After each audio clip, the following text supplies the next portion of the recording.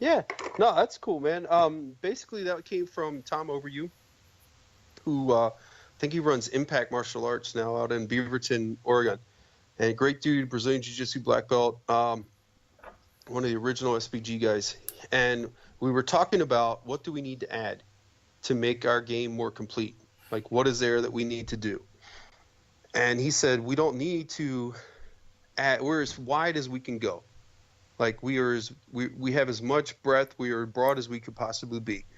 Like, it's not that complicated to stab somebody. It's not that complicated to hit somebody with a stick or pick something up and hit somebody. And punching, kicking, like Muay Thai's got that covered. You know, judo and wrestling, we've got the clinch thing covered. Brazilian Jiu-Jitsu for the ground. So what's left now is to go deep, like dig in, grind it out, man. Like get this so that it's just part of us. That we have almost like a natural response to wherever the fight goes. We're never caught out of our depth. You know, so Yeah. if the guy wants to pick something up and start swinging, all right, dude, I can stick fight. You know, like Yeah. we're never going to have that moment of, oh shit, you know, like I didn't expect the fight to go there. We Yeah. always want to have the mentality of, I was hoping it would go there because I got some skills there too, dude. You know, Ready like, to do it, know? yeah. Yeah, like, hey man, this was for the highlight reel.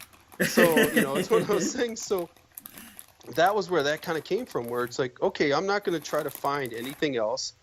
I'm going to instead immerse myself in the study and application of this against resisting opponents and really wring it out, really like gain an understanding of all the intricacies of what I'm doing. Like say for instance, like an escape, right? So escape from mount, it's like the first thing we learn in Brazilian Jiu-Jitsu, right? And everybody learns like 2 or 3 versions of an escape from mount. Yeah. And then we chain them together, and then we get it so that we can escape from most people. And then, you know, at a certain point, we kind of look for other cool things. Yeah. But are we able to escape from anybody that mounts us? Mm-hmm. Right? So then why are we looking for something else? Because the fundamentals are the most important. Like, we can build off and do other things. I'm not saying, like, don't, you know, pursue other things. There's so many cool things just within Brazilian Jiu-Jitsu, using it as an example. There's so many cool things, you know, with like lasso guard and all the different variations of guard and side control and all that stuff that's out there. So much to do. Yeah, there's so much and it's so cool. But at the end of the day, I want to have this incredible ability to be so nobody can hold me down.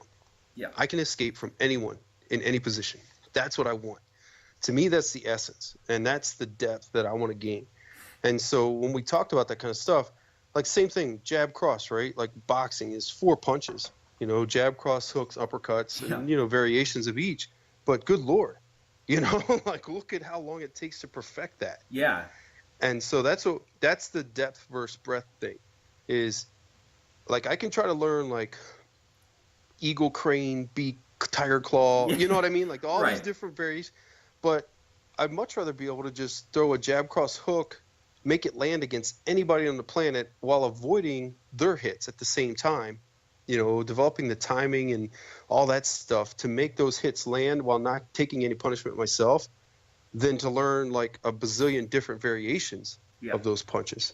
So that's kind of where that came from. I don't know if that answers the question. No, it totally at all, does. but That's exactly and that's really where it came from. It's like, you know, like in the strength conditioning side of the house, it's like, okay, you know, you can learn 50 different variations of squat, but how much can you squat?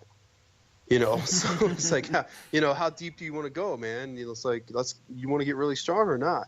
So that's the thing, and that's where that kind of came from. And so that's really been an overriding, and it still to this day is one of the overriding principles within the Straight Place Gym, is that fundamentals first. Like we always focus on the fundamentals. Like, you can branch out and express yourself and express your art in all kinds of ways, but if you can't escape or from mount or side control, or you can't pass somebody's guard, Maybe you should leave the Berimbolo alone for a little while, man. Yeah, exactly. Me and I Cecil mean, were talking about the same thing about the guy who can't escape side, but he's in there doing like the X guard after class. oh yeah, yeah, always, man. There's always those guys, and I've been that guy, but it's like, It's hey, fun to be man, that guy sometimes. it really is, and that's the beauty of the thing is that there's always more to learn and always so much further to go, to study but I've got to get deep into the fundamentals Yeah.